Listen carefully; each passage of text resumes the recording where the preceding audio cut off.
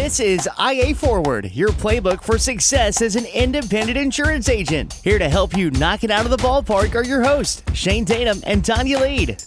Welcome to IA Forward. Shane, I was going through some of my notes from our recent Integra Partner Agent Conference, and I came across a quote that I absolutely loved, and it is from Jeff Breor, Executive Director of the Independent Agents of Dallas. You've got to get in there. If you want to be a great baseball player, you can read every book about baseball, every book on how to have a great swing. But until you get in there and really start swinging, you're never going to get it. Do the work. The people that risk failure, read the books, learn, draw it out on the whiteboard, but never actually pull the trigger to start. There's a lot of risk of failure. There's a lot of what if I'm not good at it? What if I'm this? What if I'm that? And you can't ever become your full capable person, your full ability. You can't ever do that just by reading about it. Unless you have at-bats against live pitching,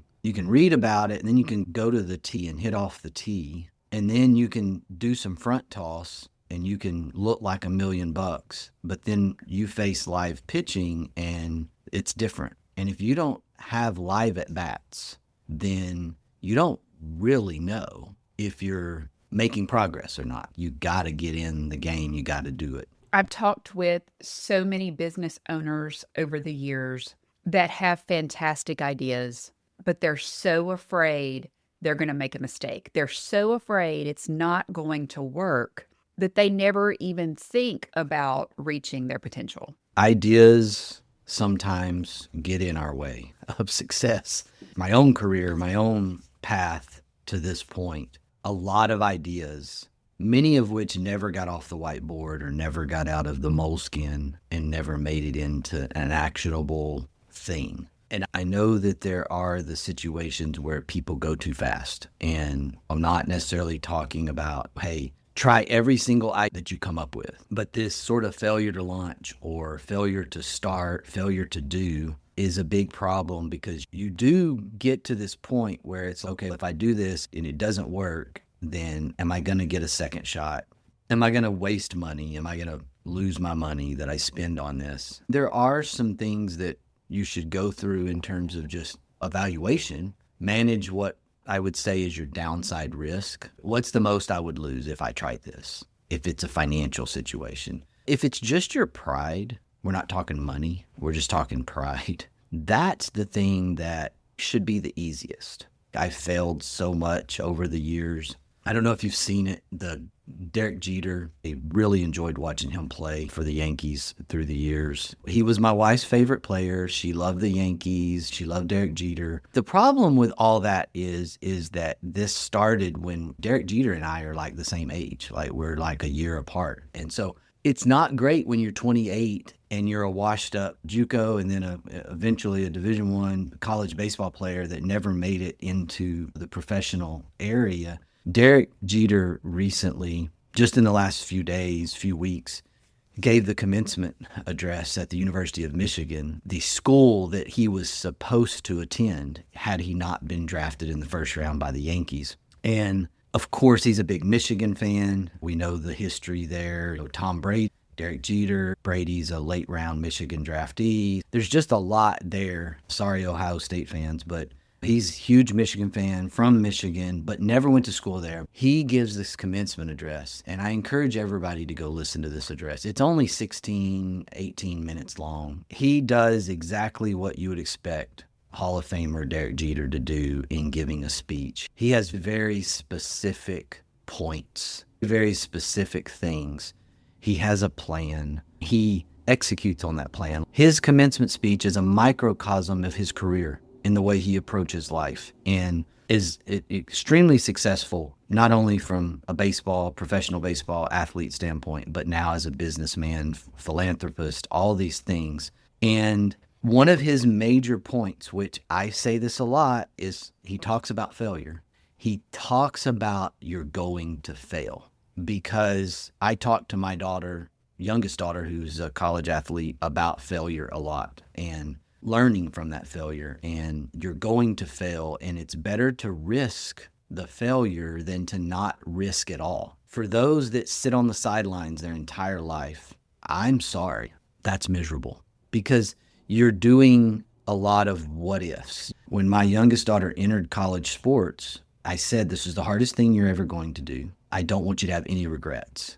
So leave it all on the field. And we created a phrase called fail hard. And the whole point was, if you're going to fail trying to do something great, fail trying to make an incredible play, fail trying to be the hero, not selfishly. I don't mean that. It could be putting the bunt down for a sacrifice bunt. It could be a squeeze play. It could be anything, not from a selfish standpoint, but want to be the one standing in the batter's box with the game on the line, winning run at third, 2 outs, full count. Want to be that person. Want the ball hit to you for the final play. The risk is you fail. The risk is you don't become the hero that day. The risk is you make an error. We created this. Go dive and not make the play. Risk it. Because if you don't dive, you don't know if you've made the play or not. And I think about that with Jeter's commencement address. He's very adamant, you're going to fail. And he tells the story about the fact that he committed 56 errors or something like that his first year of professional baseball, which is really difficult to do. That's a lot of errors. He's right. That's a lot of errors. And he failed. And he succeeded because he failed. We have success at the Integra Partner Network because we failed. People on our leadership team are successful in their roles because they have failed. If you learn from failure, then you're better for failure. And that's something that is really critical to understand here. If you're one of those folks that's sitting on the sidelines, that's afraid to take that next leap after reading the book, then you're never really going to get anywhere. You got to take that step. You've got to have the at-bats. You've got to risk the failure. Let's talk about what that failure looks like and what it feels like. With the passing of my father and my mom moving to the Pensacola area after that, my life has changed a great deal. And one of my very dear friends, my very first competitive ballroom partner, and his wife moved to the Panhandle a few years ago. And we've seen them socially, and they're really great friends of ours. And Rodney came to me in January and said, hey, look, I think that you need to do something for you. And both he and his wife are doctors, and Rodney's a doctor/pharmacist. And he said, I really think that you need to do something for you. Let's dance. And I basically told him I didn't have time for this. And he says, no, let's just get together one day a week. We'll get in the studio. We'll do something that just allows you to focus on you. And then he said, let's plan to compete at Peach State, which is an event in Atlanta in March. And I said, no. And then he said, yes. And we went back and forth. And he said, what do we have to lose? What's the worst thing that can happen? Then my brain went to that, okay, this is going to be a comeback. And you start to get in your head, and I'm going to work really hard, and this is going to be fantastic. And a lot of people went to support us. And when I tell you that this was a disaster and this was a failure of magnificent proportions, it was a failure at the level that nobody would even look at us after. Like, people would avert their eyes because it was so incredibly bad. And we were talking and having this conversation, and he's, are you okay? And I said, yeah, I'm okay. Nobody died. Nobody got injured. We just weren't ready to get out on the floor. And yeah, it was bad, but in the big scheme of things, it's okay. And we keep going. And it changed my mindset of this idea that dance or sports or whatever you're doing has to be flawless. Nothing that we do in life is ever going to be flawless. No matter how hard you work, no matter how hard you try, it's not going to happen. And being fearless is so much more important than being flawless. And that particular day, had I been worried about being flawless, I wouldn't have gotten out on the floor, and neither would he. But we just said, okay, let's go out there and be fearless. And we gave it 100%, and it was 100% bad, but we did it. And there were a whole lot of people on the sidelines that didn't try. There is just this assumption in society. Again, we pick on social media a lot, that is social media created in a way. You could be videoed now and go viral, and it, unbeknownst to you that you're being videoed. My wife and I, when our girls were younger, our girls loved to make videos of us in our natural state and then send them to their friends. Now, they never posted them. So they never posted them because they were afraid of the severe backlash that would have happened for posted them. There's this element there that we believe that we're supposed to be perfect, which, to your point, completely unattainable, never going to be that way. Even the people that you see are not obviously perfect. The whole thing of celebrities without makeup is one of those realities. You see them in the movies, you see them in the fashion magazines, you see them in their glamour environment, and then you see them without all of that, and they are very normal. Very few celebrities are super natural from a standpoint of the way they look is the way they look. And we could go through all of these things about just why we are the way we are and why we seek this perfection. And the reality of it is that we're never going to attain it. And that goes for your business as well. That goes for your agency. The process probably is never going to be perfect. The sales pitch is probably never going to be perfect. It can get better. It can always be improved. And if you're not always willing to try and improve it, then you're not making progress. Understand that point is not perfection. The point is to be as good as you can be. And that doesn't have to be as good as someone else. It never has to be that. I think about some conversations with our retail director, Tara Graham, and our retail environment has been growing in Deep East Texas, and a combination of some local acquisitions along with community relations efforts that have spurred this natural organic growth. We have agencies in our immediate area in the Texas Forest Country that have agency ownership retirement. A couple of large agencies that have sold to out-of-state organizations, which has left a void for local ownership. We've been able to achieve organic growth through that. And what's happened is the adjustments with personnel, the introduction of different departments, the creation of a service center in the last couple of months, the hiring of a service center director, leads us down this path of, okay, we need to look at how we're structured. And the comical, fresh, raw conversation, Shane, me,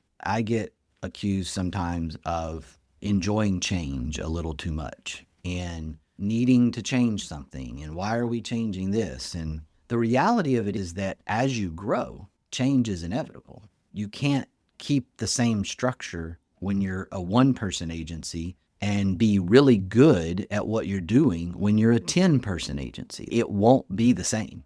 And the funny conversation is Tara coming to me with the proverbial hat in hand, we need to make a tweak, we need to make a change. And I'm like, aha, how does it feel? Now you're in my seat. This is great. Of course, she's 100% right about it. She's thinking about the business and she's looking at what's going on, and we need to make adjustments. We need to tweak, and it's going to be for the betterment of our people. It's going to be for the betterment of our clients. It's going to make our business stronger. And if we're just sitting there on paper all the time or reading about what somebody else is doing, you got to get in it. You got to mix it up. You've got to understand that growth leads to adjustments. It's not just what somebody else is doing or what you read. It's what works. One of the elements that I wrote just in the last year was pay really close attention to what works.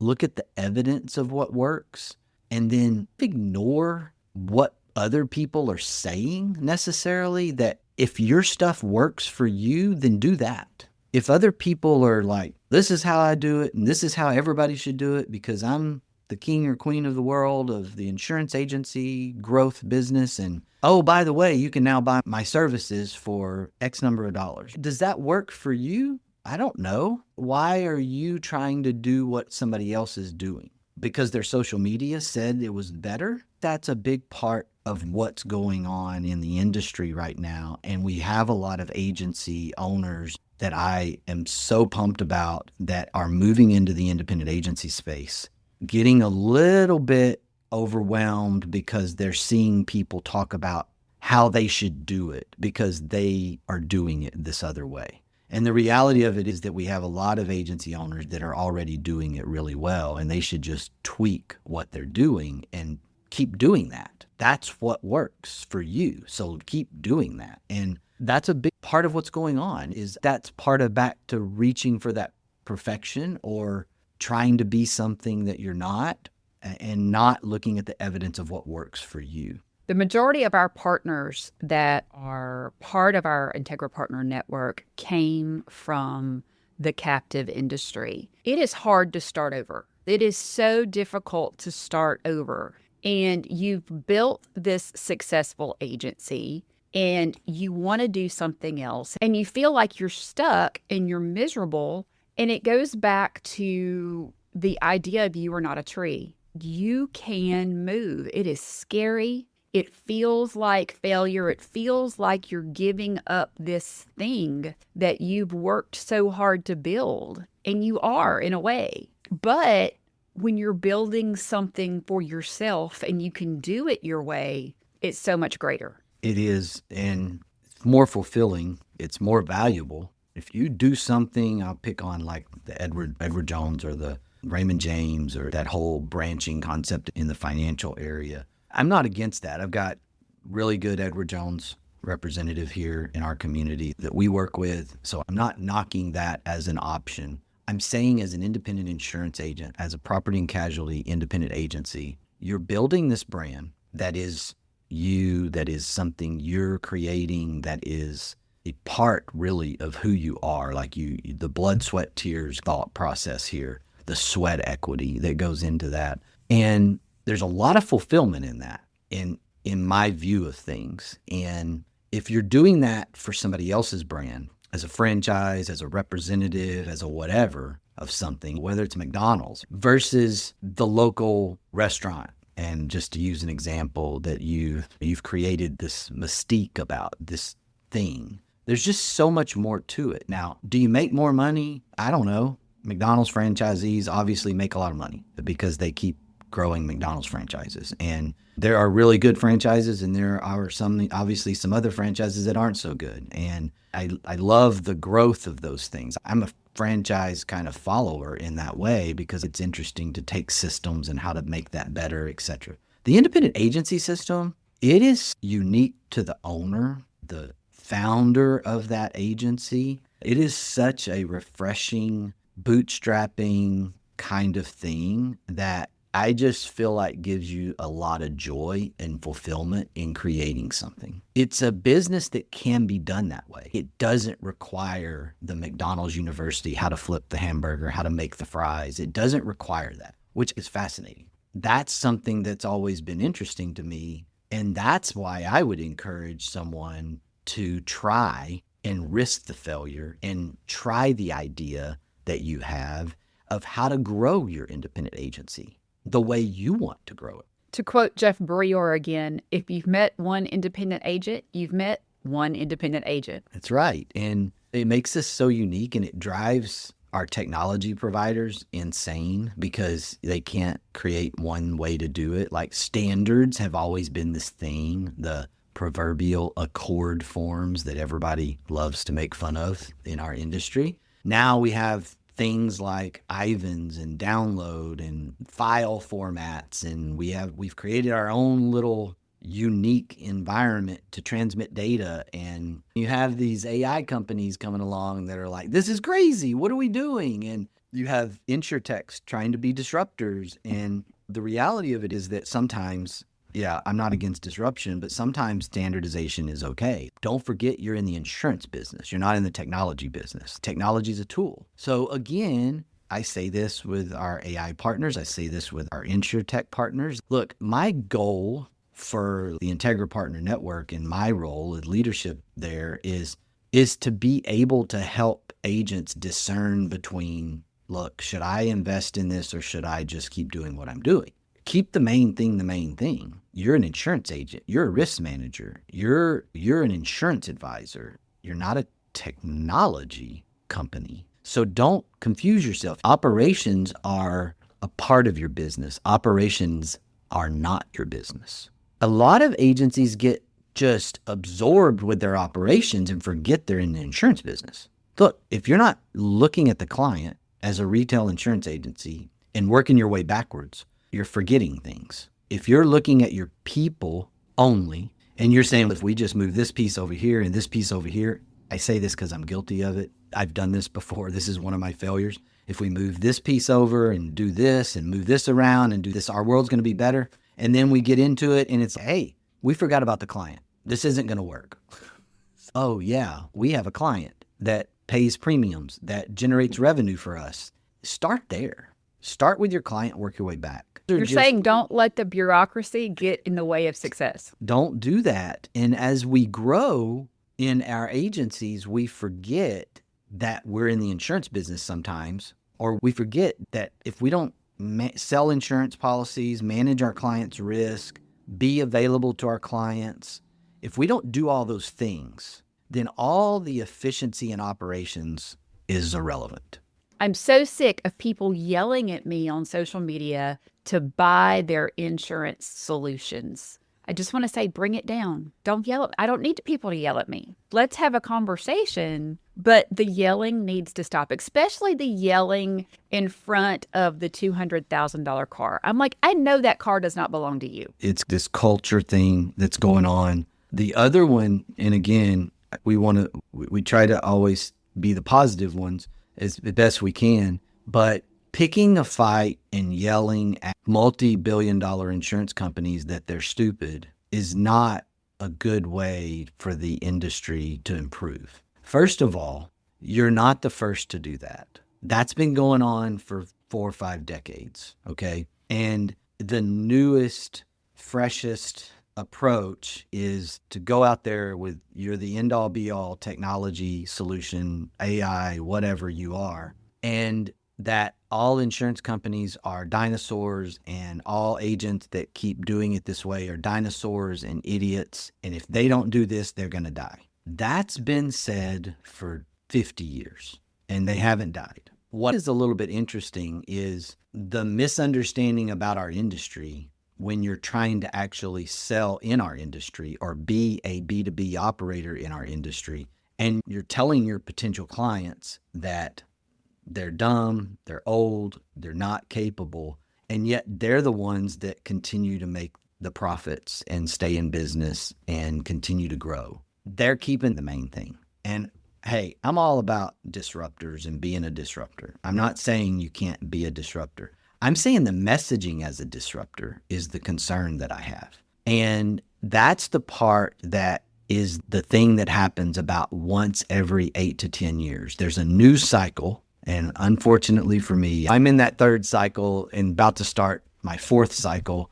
I was part of the yelling in the late 90s, early 2000s. Okay. There's part of my failure is I was part of that yelling. And I don't think the yelling works. I think it's a turnoff. I think really specifically in this day and age, it's a turnoff.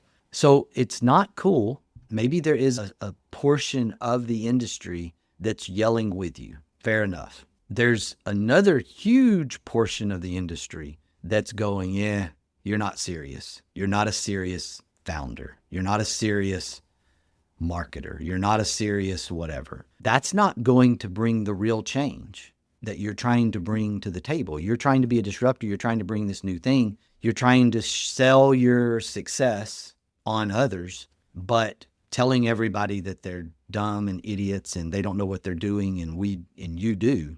That is going to be a little bit hard for people in the masses to grab a hold of. I'm almost wondering if we're doing nothing because there's so many people yelling at us. And it goes back to that whole idea of the confused mind does nothing. We put our plan on paper, we whiteboard it, we do whatever, and then another message pops up and it's, oh, maybe this isn't right. Maybe I should do this instead. And then it's, maybe this isn't right. I'm going to try this. And we create this camel, which is a horse created by committee, and our idea never comes to fruition. And I see this happen with agents. I've talked with agents. I've talked to business owners outside of our industry, and I see this happen so many times. And my husband and I have started talking about this new mantra, and it's on the whiteboard in his office. It's on the board in my office,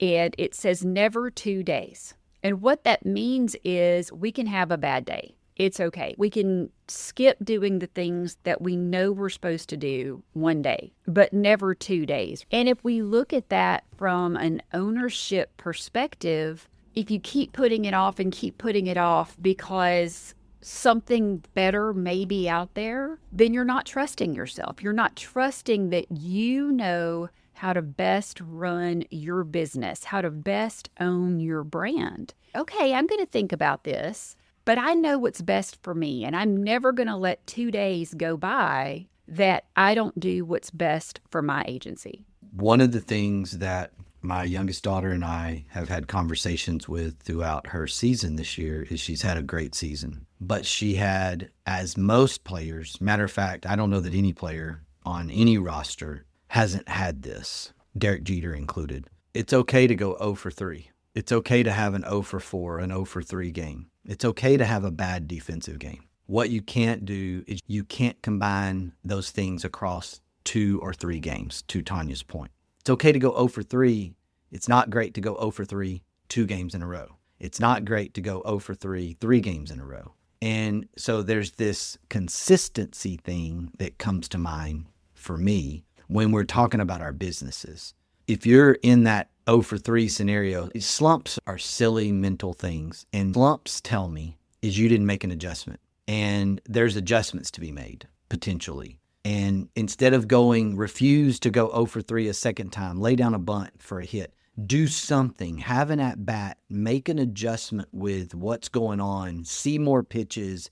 There are things you can do. But if you just get back up there and keep swinging and being a robot, then you're not really making an adjustment. And we can take that and apply that to our businesses and say you had a bad day because you didn't feel like doing what you needed to do, or you yelled at your people, or something happened and you wake up the next day and you refuse to make an adjustment and you repeat that cycle. And to Tanya's point, never 2 days in a row. It's okay. Let's look at what worked, what didn't work, and let's make that adjustment. That's always necessary. And whether it's 2 days in a row, whether we're talking about 2 years in a row, maybe more applicable to our businesses. Hey, we thought we were doing right by going down this path where we tweaked our process or where we tweaked our approach. But the evidence a year in is telling us this doesn't work. Now, the next question is, does it not work because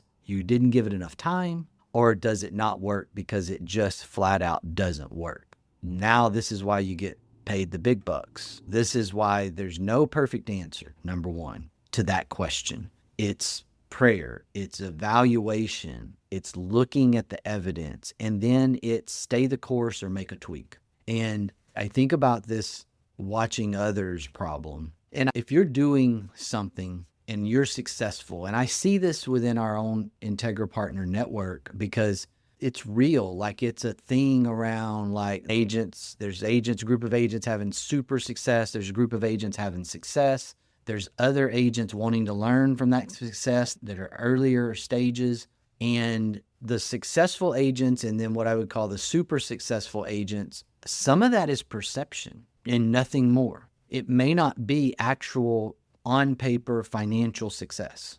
It may be that the ones having success versus super success are living a different lifestyle. They may be exchanging extra earnings for extra vacation, extra comfort, the way they set up their business, how many hours a week they're working, whether they get to ball games or not, or dance recitals or not. And all of that is connected to don't be afraid to do what works for you versus what everybody else is saying you're supposed to do. Just because somebody's saying you're supposed to do something doesn't mean that's what's going to be best for you. One of my failures, one of my guilty things is looking at other people early in my career and trying to be that until it finally hit me that we needed to be what we needed to be. We needed to do our thing. We needed to make sure that it was working for us, and then grow out of that and keep growing along that path, keeping the main thing. I'm going to leave us today with this quote from Simone Biles.